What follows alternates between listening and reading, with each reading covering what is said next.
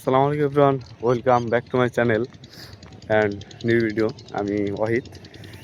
তো ওই যে আমার পিছনে যে এইটা দেখতেছেন মাঠটা, এটা হচ্ছে এখন প্যাক করবো, মানে ধান রোপণ করার উপযুক্ত করে তুলবো, পানি দেওয়া হইতেছে। তো আর আমি একটা চ্যালেঞ্জ নিয়েছি যে 40 দিনের ভিতরে কীভাবে আমার চ্যানেলটা গ্রো করা যায়।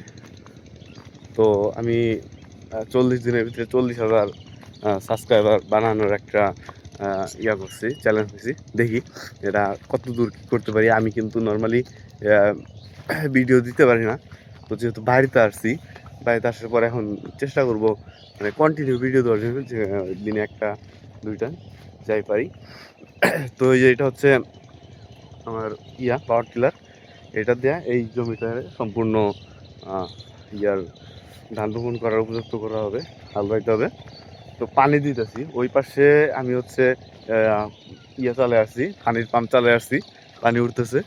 পানি ওই যে সামনে ওই জায়গাটায় পানির পাম্প চালে আসছি, ওইদিকে ওই দিক থেকে এখন হচ্ছে পানি আসতেছে এই পাশ দিয়া। এই সামনে পানি, এগুলো পানি আসবে সব। পানি হইলে পরে তো আমি এই পাওয়ার টিলার দিয়ে এই সম্পূর্ণ জায়গাটা হাল বাও।